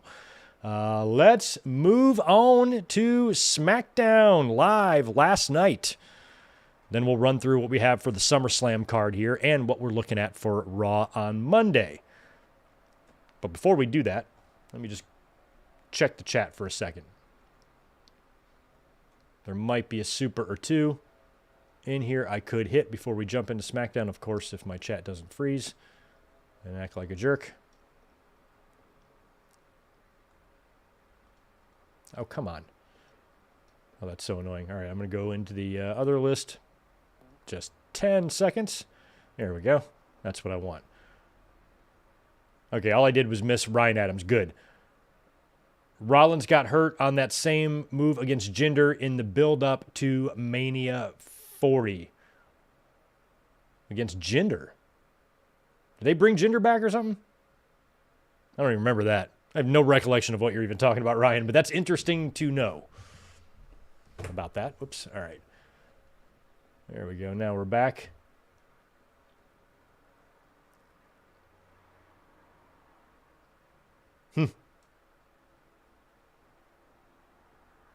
Okay, cool. We're caught up there. Just making sure. Sorry you're late. You were helping make dinner, Juliet. All right, I'm going to let it slide, but seriously, this is your last warning, Juliet. I can't have this tardiness, this disrespect showing up here an hour after we've started. And you call yourself a channel member. Anyway, let's move on to SmackDown last night. Whole lot of nothing here. Not that great. But first, I want to talk about what we saw on Jimmy Kimmel on Wednesday. Jelly Roll, who, of course, is going to be involved in SummerSlam, was a guest host. Jimmy must be off this week, much like Rich Eisen was, I guess. So maybe all these talk show and podcast people have got guest hosts. Juliet, you want to come over and guest host the podcast? You got to be on time, though. So everybody's doing guest hosts. Jelly Roll's the guest host for Kimmel this week. And, of course, they do a big angle where Randy Orton and Drew McIntyre are out there. They start brawling with each other, and they brawl through the curtain and into the back. That leaves Jelly Roll there by himself, and he's like, well, I guess we're going to commercial break. And then out comes Logan Paul. He gets in his face, slaps Jelly Roll, like hard slap right to the face. Jelly Roll, goes down. And then Logan's just shit-talking the crowd. And then Jelly Roll grabs Logan by the throat, lifts him up with a huge choke slam, and choke slams him through a table out of fucking driftwood or cardboard or whatever it was. Table broke. But it was good. The whole spot was really well done. I don't mind. All I've ever asked for out of celebrity involvement in wrestling in any company is that they just give their all. Obviously, celebrities in wrestling is nothing new. It's what got the business where it is today. This all started, with celebrities getting involved in wrestling and Andy Kaufman and WrestleMania 1 and, and all that stuff. And WWE back in the day used to be gross with their celebrities. Back in the 90s, they were so desperate to have any sort of mainstream exposure that they would really literally just suck off any celebrity that they could and smear them on their TV when they never knew anything about the product, didn't know what they were talking about. They were like, nope, here you go. Why don't you call the King of the Ring 1994, Art Donovan, and ask how much everybody weighs, And there were so many instances like that where just the tiniest bit of mainstream media coverage, Vince would publicly whack off to it. And it was just really off-putting, But now as WWE's grown into this, global phenomenon that it is, now you have celebrities wanting to get involved. Not just using it to promote some shit they're in or to get a payday or anything like that. They want to be there. And so as long as you bring a celebrity in, as long as they put the work in and they don't treat it like a joke, like Steve-O laughing his ass off when Umaga splashed him off the top rope, It's like as long as you're just out there, and you care and you're doing it and you're interested in doing it, that's really all I can ask for. I can't complain about celebrities in wrestling because that's been happening since I was 7. So what's the big deal? Just, I know sometimes it can be annoying. And back in the Raw guest host days, we didn't need any of that. I didn't need the fucking Muppets. None of that shit was necessary. There's plenty of instances where guest hosts or celebrity involvement has been annoying, stupid, cheesy, unnecessary, and unwanted by the wrestling fans. But there have been others that have been somewhat good. And this was a good piece of business on Jimmy Kimmel. And that's why I think, Tony Khan has got to get Toni Storm out there on this loop. Get her on some of these shows, man. She's hilarious. She'll do so well. If she starts saying stuff like my tits are pointed to the future on fucking Fallon, that's going to be great. It's going to be golden. So anyway, good stuff there on Kimmel. I enjoyed it. I really did. I don't give a shit about the SummerSlam match because you kind of know how that's going to go. But I thought it was good. It was good on Wednesday. SmackDown last night opened up with some vehicular destruction. We've got this big car crash on the outside of the arena. Adam Pearce is the GM for SmackDown because Aldis is off or something, so Pearce is filling in. They sometimes fill in for each other, and Pearce has got to deal with a car accident. So cops are out there. You got Tongaloa bleeding from the eyeball for some reason, and JC Mateo's out there and Solo, and they're talking to the police, or as Jacob Fatu calls them, the punk-ass police. And they are punk-ass police because they're all just developmental guys or indie wrestlers from somewhere out in little miniature big boss man costumes.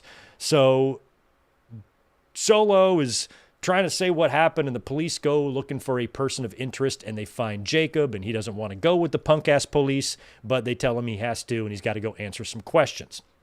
So that's going to be your show-long angle that they're going to run for the night. We opened with Charlotte Flair defeating Raquel Rodriguez one-on-one.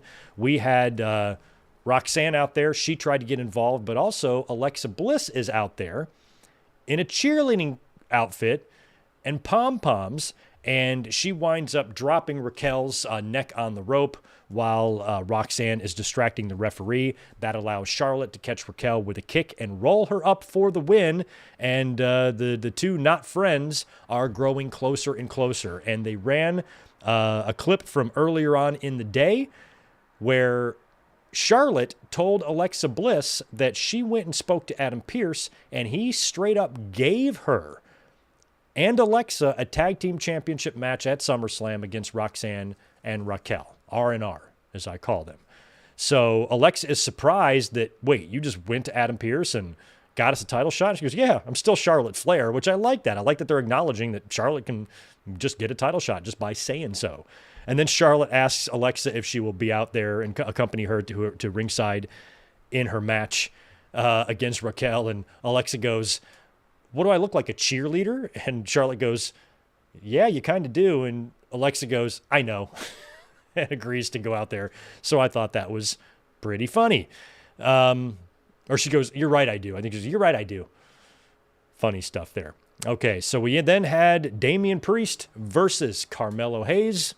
This match ended in a disqualification when Aleister Black showed up, threw Damian Priest, or shoved him, I should say, off the top rope, and then hit him with a black mass. And that's probably going to be your SummerSlam match. Probably going to get Damian Priest versus Aleister Black, and I'm fine with that. Although I still feel like Damian Priest has struggled to find the level of success on SmackDown that he had on Raw. And I don't know if he will come out on top of this Aleister Black match at SummerSlam. I feel like he's going to lose there. But this might also be a program between the two. So we will see. What happened after that? So we've got Solo Sikoa now and his crew. They come to the ring, and Solo is blaming Jacob Fatu for it. But then they show the footage on the screen, or they show the video wall there, and they have the cops showing back up to the arena with Jacob. They let him go. They apologized to him, and they said that he's been cleared as a person of interest in the crime. And Jacob and Jimmy Uso then hit the ring. They clean house. And Jacob goes for a hip attack on Solo with the chair. But Mateo saves him. And he winds up getting his ass kicked for it while Solo Sikoa is able to kind of retreat.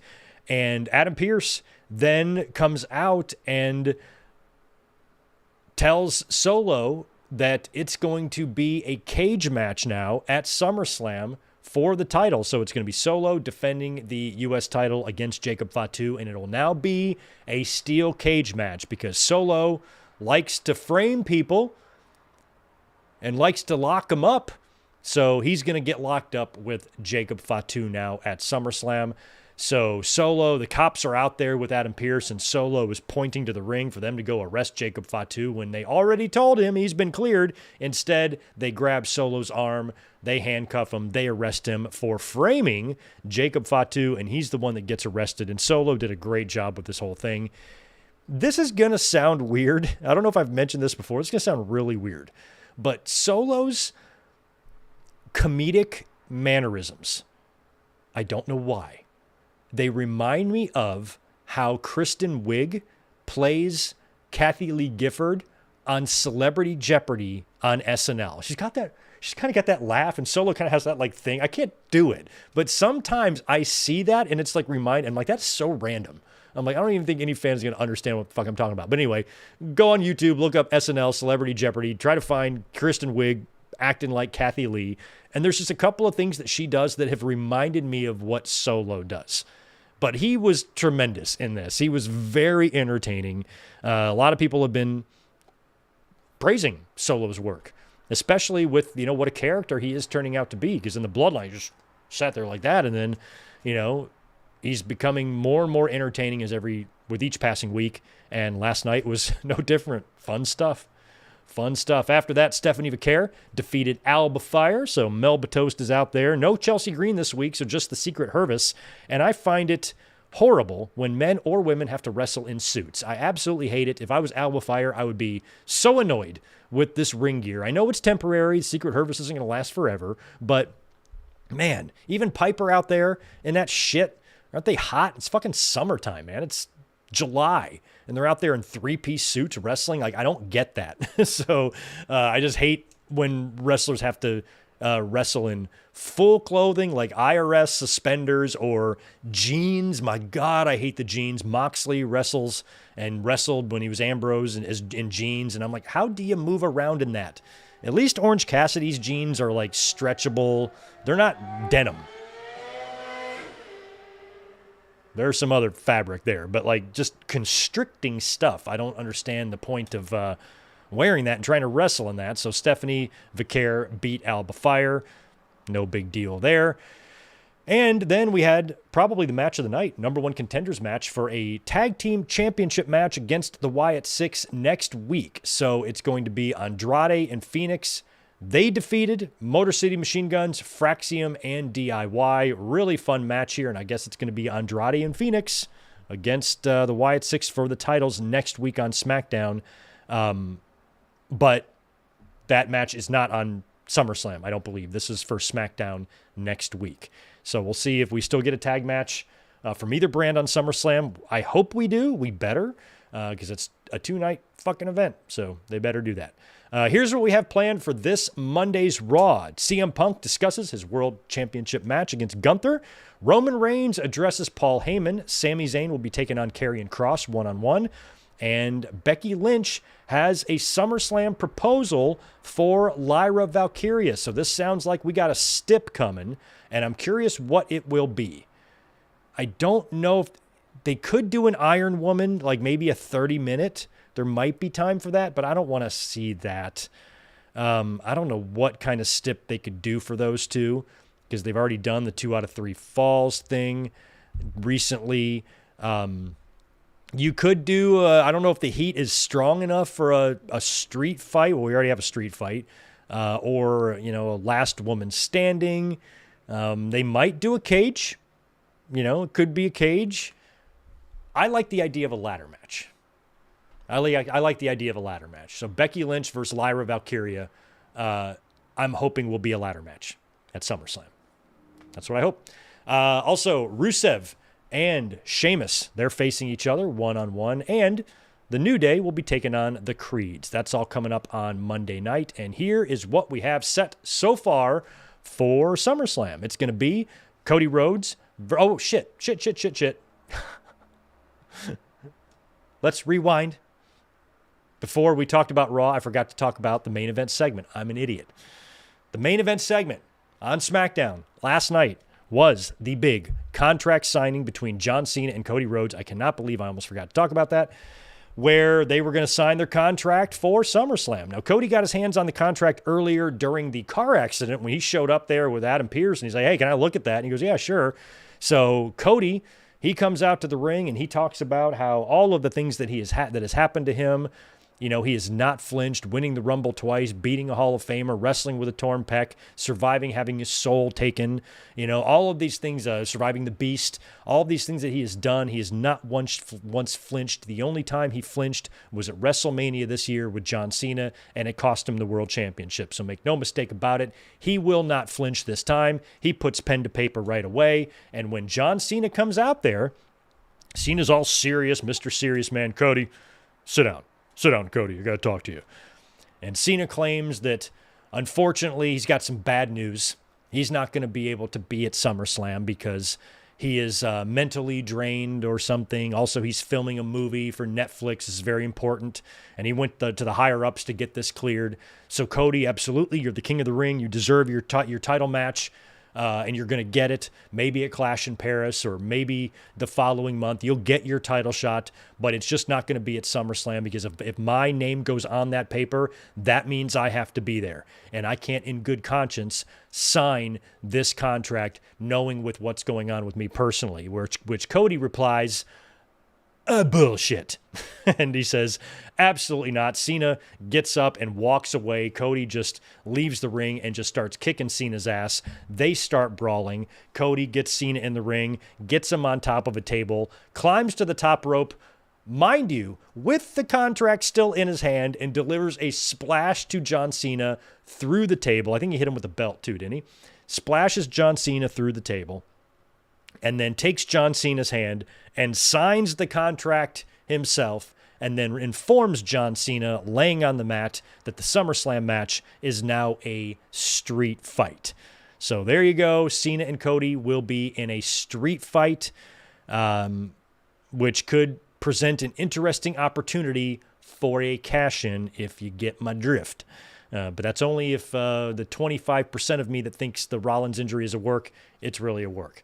But a lot of people were pointing out that that would be like coercion, or he signed it under duress, and in a court of law that would never hold up. You're right, but luckily for us, this is pro wrestling, and if Vince McMahon's 3-count counted at Over the Edge 1998 when Austin counted the 3, then so does Cena's signature.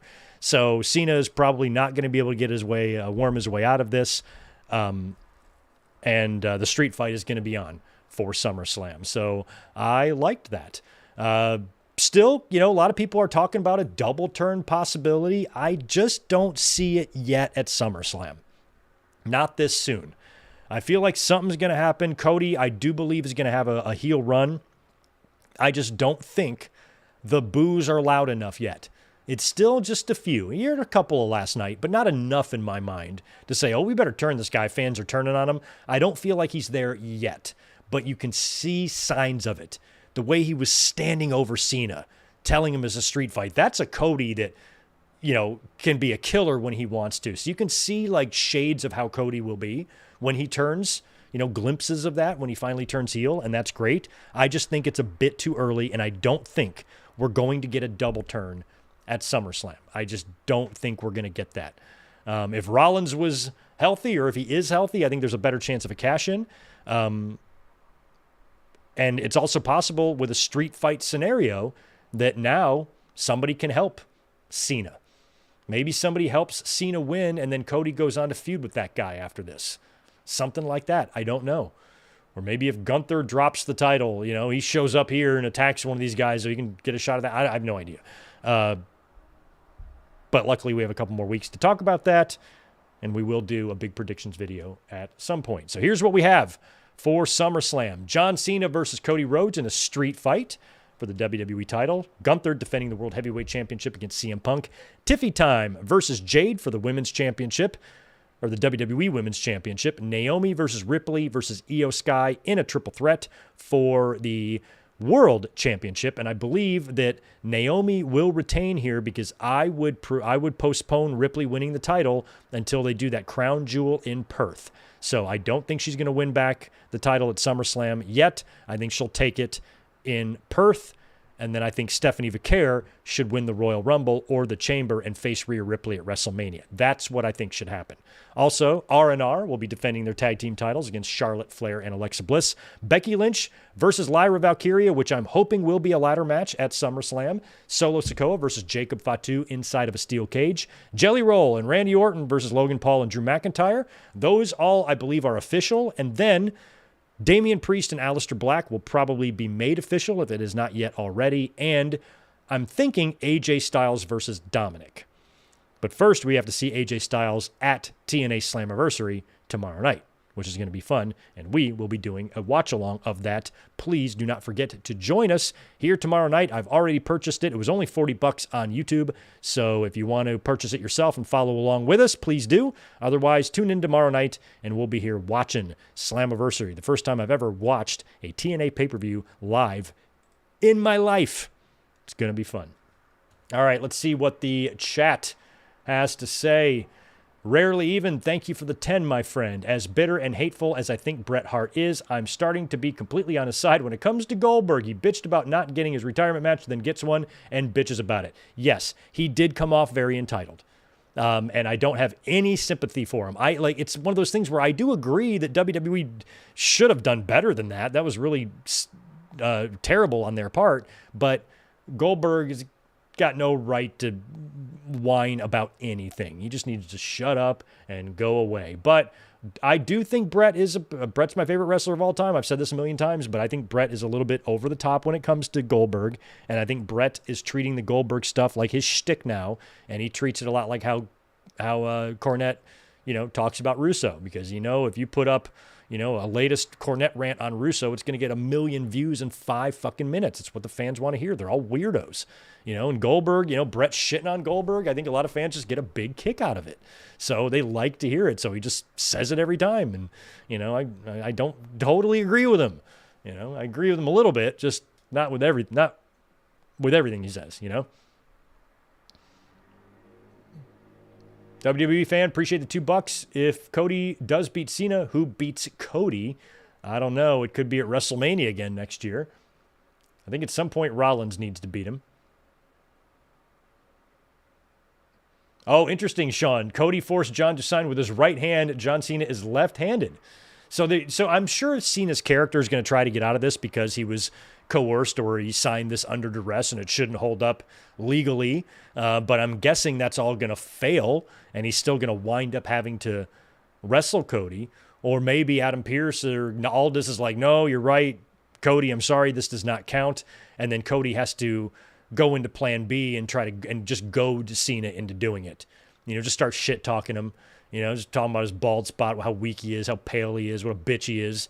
Just keep needling him, driving him crazy. And then finally Cena, you want it? You want some? Fine. And he signs it just out of, pure anger. Either way, regardless of what they do here on TV over the next couple of weeks, and I don't even think we're going to see John Cena again until SummerSlam. He might not even be on SmackDown next week. I don't think he is. So whatever they try to do, the result is going to be the street fight at SummerSlam. We're getting that match at SummerSlam. It's happening. So this is just all unnecessary because at the end of the day, the match is going to happen. So anyway, that concludes my notes, and I really have just about 10 minutes left before I have to get out of here, so it is perfect timing. Right on. Yeah, I think we're good. Appreciate you guys being here this afternoon. Nope, never mind. Let me answer one more from Rarely Even. 5 more. Thanks, dude. By the way, Greg, you're talking to the new assistant manager at Tampa Bay Duncan as of yesterday. Right on. Now it's going to be somebody else's job to clean up a mess in the bathroom. That's my favorite part of being in charge. Hey, somebody puked in the sink. Go deal with that. Oh, right on. Well, congrats, man. Congrats, assistant manager of the Duncan. Maybe I'll roll up into Tampa Bay and get me some donut holes. Straight from the hands of Rarely Even. Congrats, bro. Proud of you. All right, guys, I got to get out of here. Enjoy the rest of your Saturday night.